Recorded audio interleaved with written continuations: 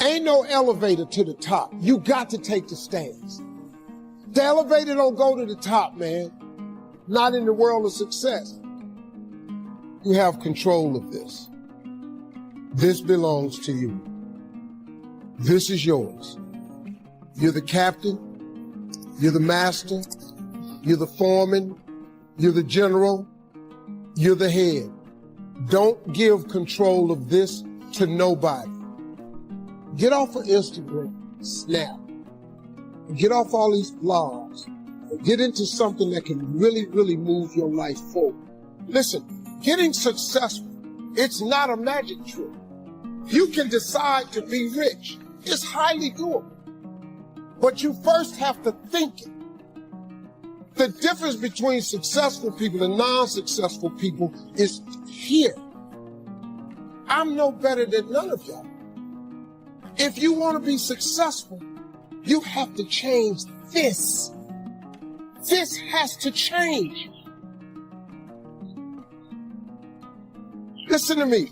It's not what makes it hard is your lack of belief that it can happen for you.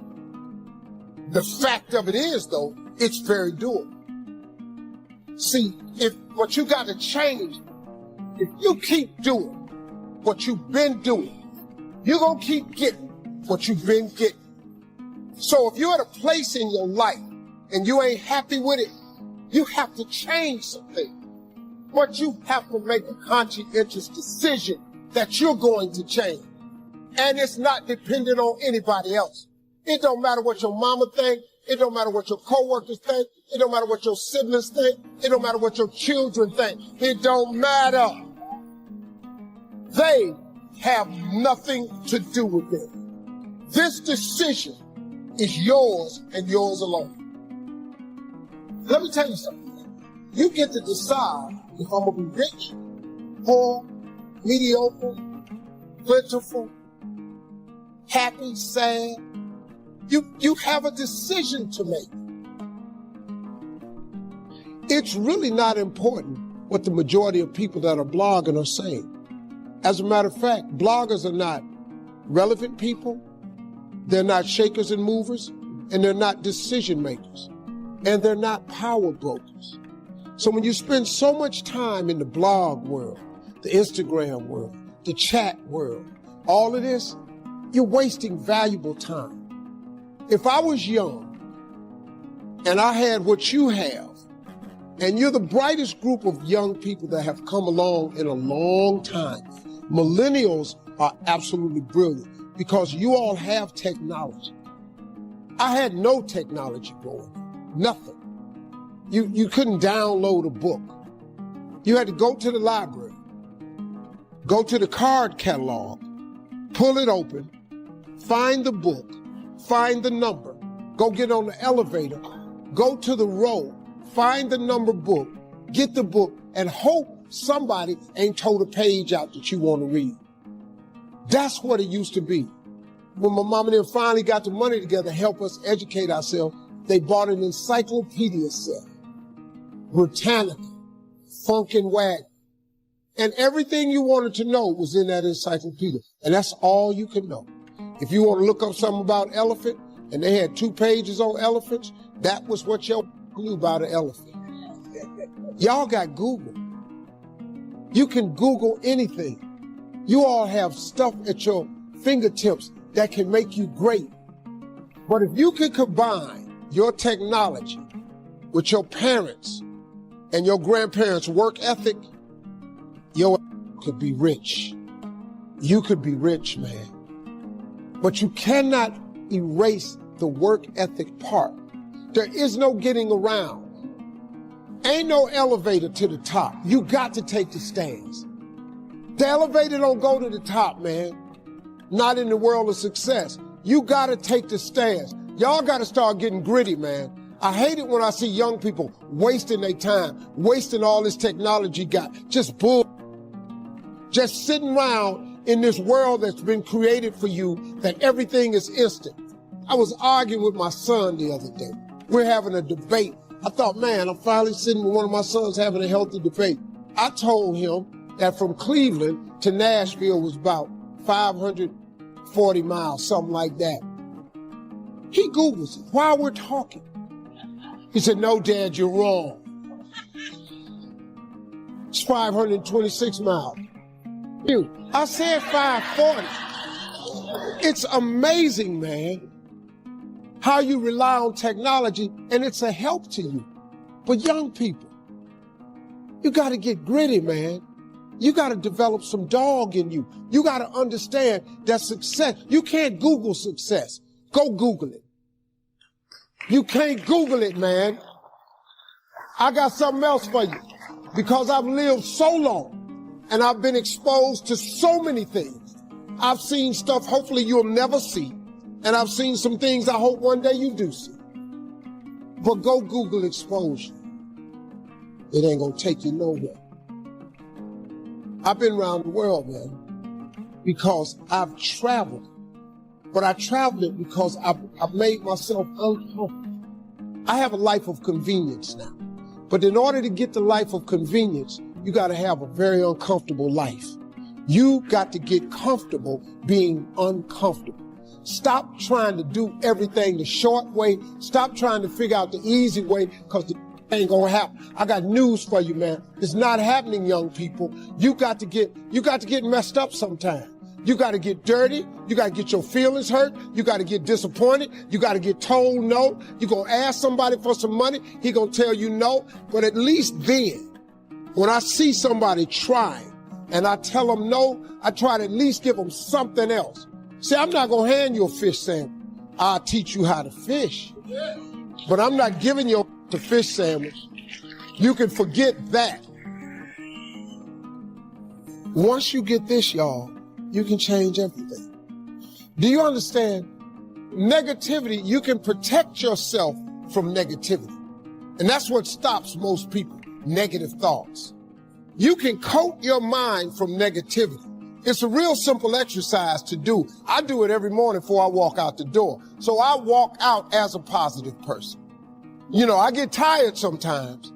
That's different from being negative, because I get mentally drained from my job at times. But to coat your mind from negativity, the way you can put a coating around your mind is with one simple thing: gratitude. Gratitude erases negativity. I'm going to show you how this works. If you wake up in the morning and you start having negative thoughts, man, this ain't my day. I woke up on the wrong side of the bed. I'm tripping. I just don't feel myself. Every time you feel, in the middle of the day, if you feel yourself doing that, stop. Just stop for a second. And start going over in your mind everything you have to be grateful for. Not everything you want, everything you already have. Because what you have is substantial. You just haven't gone over the list and taken inventory in a long time. But the fact that you can walk, that's a blessing. The fact that you woke up, that's another blessing. The fact that you can see, think, reason, that's another blessing. The fact that you can go somewhere and get yourself something to eat, that's another blessing. The fact that you can go and turn the key and call someplace home, that's another blessing. The ability to dream is a blessing. The fact that you have an opportunity to get it right is another blessing. And I'm just talking to you, I don't even know you. I could give you 50 things you ought to be grateful for right now. I don't even know you. Start coating your mind with gratitude. It'll change everything for you. I became very aware of what it's like not to have a home. You know, a home, man, is important. No matter how small it is, no matter how bare or meager, at the end of the day, you have the right to be able to say, I'm going home. And I don't care how funky of a day you had, man, if I could just get to my house, I don't care what it looked like. I don't care what the furniture looked like in there, but man, if I could just turn the key and shut the door and be in my house, that's just a moment of relief. I didn't have that. I wouldn't gotten me. Your car's not a home. And ain't no moving around. Once you get in the front seat, you're pretty much there. It was very, very difficult, man, but it put a determination in me too, because I was determined. I was determined to be something. Like, it was times in my car, man, I felt like quitting. I mean, I felt like giving up. Living in a car is not a simple task, you know. But I just, you know, some days I just said, man, God, I hope something happens. If you could just go to bed and just wake up tomorrow. Every time you wake up, that's a sign from God that he ain't through with you yet. See, that right there, as long as you waking up, he's saying to you, I ain't through with you yet. He just waiting on you to turn and see what it is. But you gotta turn to God because he gives us choice. You know, you gotta turn to him. You gotta ask for help. Like if you can't figure your life out, you gotta ask God, why did you create me? You just need 2 most important days of your life, the day you're born, the day you figure out why. You just gotta ask God, why? If you can just keep believing, when nothing in you is working, when all your external forces have given way, if you can just manage to somehow keep hoping, just hope. You ain't even really got to believe. All you got to do is hope. Faith is the substance of things hoped for and the evidence of things not seen. You just got to hope. Sometimes you ain't strong enough to believe, but you can always be strong enough to just hope. And I hope God come get me. I hope I make it. See, when they tell you, when you read the scripture and they say faith is the substance of things hoped for, what faith really is just hard hoping. And I just took that hope and just kept hope alive. If you can keep hoping, man, you have a chance. You just can't become hopeless. The devil is busy, man. The devil has one job. That's to rob you of your destiny. That's his only position in life. He don't care if you get money, car, a house. As long as he can rob you of your destiny, that's the devil's whole mission in life. He just want to rob. He just wants you to not be what God made you to be. But if you can remain hopeful in spite of all adversity. I was homeless, man. I mean, you know, you're in a position where you're going, I got nowhere to go except up. I might as well keep hustling. I was in comedy. I just wasn't making nothing. All the money I was making, I was sending back home to my wife and kids. That didn't last long. She got tired of that real fast. But I couldn't go back to Cleveland because I wouldn't have enough money to drive back down south to perform. One time I drove to the house in Cleveland. I finally got enough money. I drove to the house in Cleveland. Everybody was gone.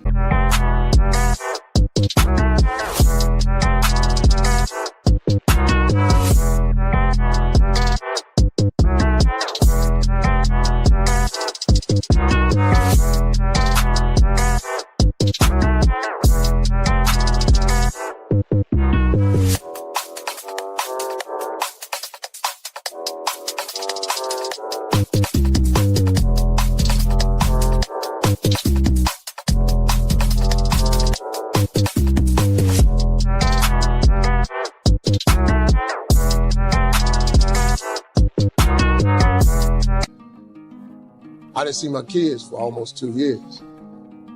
I ain't see her, nothing. They just left, boarded up the house. So I said, okay, I ain't got nowhere to go. So next thing you know, I'm in the car. I lived there, but it taught me determination, man. I'm a really, really determined person. It also taught me that no matter what happens to you, it ain't over. What you did back there ain't got nothing to do with what God got for you. What you did back there was learn the lessons to get you to where you are at this particular moment right here. But what God got for you, do you know, man, that you can actually mess your life completely up? You can jack it all the way up and you can turn around and get it right. Identify your gift and get busy with it. The thing that you do the absolute best with the least amount of effort, that's your gift. Get busy at that.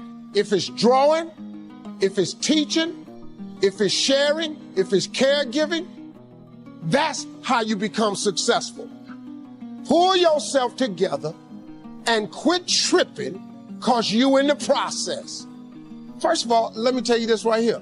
Why are you tripping? I look back on my life at all that I've been through. So the stuff I'm currently going through, I have built up enough reservoir that living in the car taught me that this ain't it. So the things I'm going through now, I know this ain't it. So all I got to do is sit tight. I ain't in a bad place. Now, I ain't where I want to be, but so what I'm going through right now, y'all don't know, I got some challenges. People think when you get famous or rich that your problems is over. Oh, they got a whole new set of them for you. They got some stuff you ain't seen. Biggie wrote a song saying one time, more money, more problems.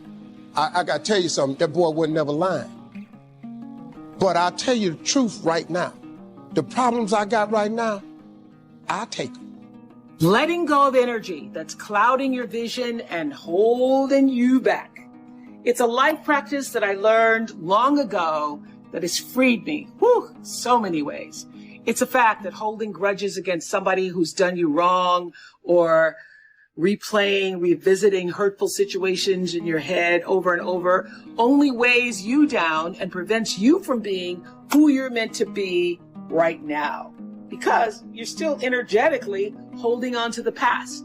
The energy that you put into constantly rewinding to the resentment. Why did they do that? Why did they say that to me? I didn't deserve to be treated that way. All of that only keeps you stuck. It will never change what happened. You gotta press stop and reject the urge to keep replaying so that you can then fast forward into the now for yourself. You know, a lot of people think that holding on to things that disempowered them is going to somehow magically turn it around.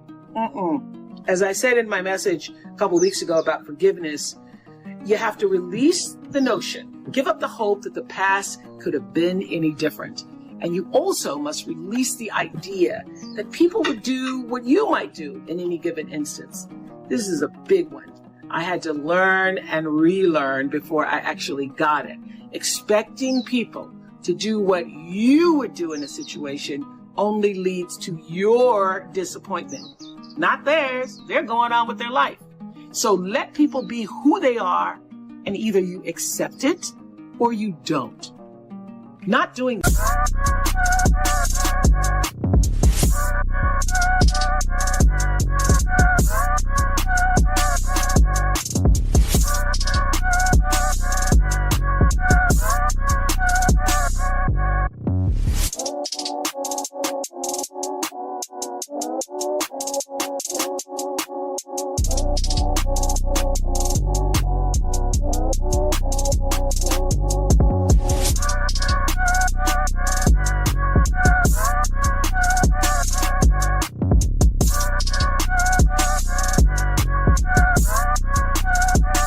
that keeps you stuck in a circumstance that actually costs you time, costs you energy. And I can guarantee that oftentimes the person on the other side of the bitterness you're holding on to, they're not even thinking about you. In fact, they probably have just moved on. They certainly aren't obsessing the way you are. Think of it like letting go of any bad habit that just doesn't serve your well-being. Not an easy task. Taking the road to a more enlightened, healthy existence never is. So this is what I want to ask you to ask yourself. Why am I holding on to this? How is this serving me? And really think about the answer. Maybe it makes you feel validated. Maybe it makes you feel righteous. Or maybe taking on the pain is your way of recognizing the injustice so that even though it won't be made right, it can at least not be forgotten. Then I ask you, again, ask yourself, do you want to be right or do you want peace? This was huge for me. The unfortunate fact is that having both may not be possible. And also you may never get your moment of righteousness, so why wait for it? Choose peace. What I know for sure is that in this world, time is a moving on, and it's our most valuable commodity. You can never get it back. So staying in that loop, playing it over and over in your head of hurt only amplifies your pain. Let it go. Exhale, make room in your heart for something that is uplifting. Surround yourself with people who want the best for you. You have the ability to shift the DNA of your spirit and control how you perceive life. So why not lighten your load and let it go? When we hold on to ideologies, to processes or patterns that no longer serve us, it's clutter that takes us further away from our true purpose and the road to happiness. So I'm encouraging you to spend some time thinking about the things and the people who consume the most of your energy. Ask yourself which of these things feed your spirit, contribute to a more joyful life, and which of the things that do not. And one thing I know for sure is that feelings serve as a GPS for your life. So when you're supposed to be doing something or not doing something, your emotional GPS, your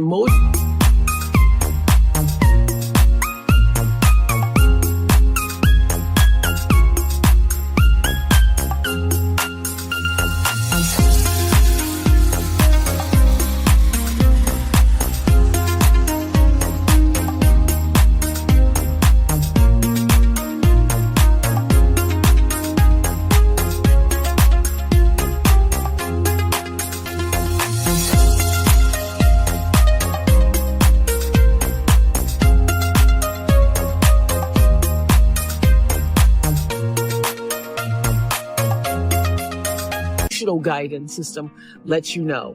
You just have to feel it, listen to it. So spend time examining where your spiritual energy is going. If you're doing things in your life that don't feel right, stop doing that. And by doing that, you're creating more room for the things that give you energy and lift your spirit. And there's some things you'll be able to identify right away as not serving you. What is not serving you now? But others may be trickier. Whenever I've had a hard time, figuring out what my gut is trying to tell me, I have to get still. And when you do this, you let your internal motivation be the driver, and your personal life improves, and so does everything else. If it feels right, move forward. If it doesn't feel right, clear out that clutter. And when you weed out that which doesn't serve you anymore and conserve your energy for the things that actually feed your soul, you'll live a happier, more fulfilled life. And I think that is something that we're all striving for. What it takes to keep moving forward, regardless of whatever obstacle may be put before you. We've all had obstacles. If you live long enough, you're going to get some. But the key is to be able to lean into whatever lesson that obstacle is trying to teach you. It hasn't always been easy for anybody who remains successful in life. In fact, sometimes it seems almost impossible. But I've said this before. I believe that resilience is the single most important quality that allows human beings to triumph in moments of difficulty. So the no's that so desperately we want to be yeses, they don't have to break us. Rejection hurts, but it's what we do with that rejection that ultimately will be the key to our biggest wins, and in turn, strengthen our resiliency. So if we can get into the practice of thanking the closed doors instead of lamenting the closed doors, Maya always said, say thank you in the worst of times, and trust in the omniscient power to see you through, because God put a rainbow in the clouds, she said. I believe that when you're fully present, that's when you're actually fully alive. You're clearer, you're more calm, you're not distracted, and able to experience all the nuance and wonder of a life more awakened. So when we can just tune into what's just in front of us, life becomes simpler and less crowded with the to-dos, the what-ifs, and the why-nots. And when you need to focus on what to do or what to do next, the focus is just that. So deeper human connection comes from that way of operating in the world. And the now becomes your everything. Now, this is what I know, that it's one of the most impactful spiritual practices, knowing the power of now. Because the only moment we all have, you have, I have, is now. Past, already gone. The future, not even. Your next breath, guaranteed. When crises would show up, or challenges or heavy feelings would start to kind of bubble up, I would then take out my bubbles, blow a couple. And what that did is simply bring me back to my breath. And this is what I know, that taking deep cleansing breaths is always a good way to come back into your body in the moment. And if you can't focus yourself, having a bottle of bubbles will do it. We all get the same 24 hours a day. And I don't know about you, but what I'm trying to do is spend my time maximizing the joy. Practicing.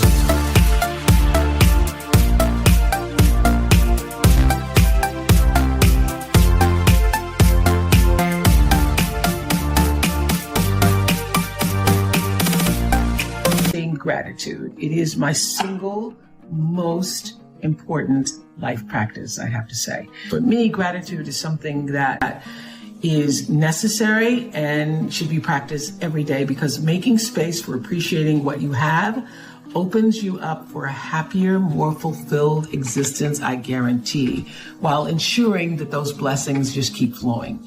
This is the truth. It's a law. What you focus on in your life expands. So focusing on what you're grateful for increases positive vibrations and feelings of joy. Just one good feeling builds on another good feeling and another. And if you actively appreciate all that you have in life, no matter how small it is, what you will notice is that you end up having more. And when you hone in on what you don't have, you never have enough. So being grateful, I've learned, allows us to fill in the cracks and crevices between what we desire and what we already have with positivity. So we can pave the way for grace to show up and lead to an even better life. So how do you make gratitude a habit? For me, the first thing I do in the morning is I read some sort of spiritual enlightenment that allows me to start the day with a positive frame of mind that will only help usher in even more positive energy. Many of you, as I have been, as I am, are where you are in your life based upon what you believe. And it's not just what you think you believe on the surface, it's also your shadow beliefs that are holding you back from moving into the life that you believe you deserve.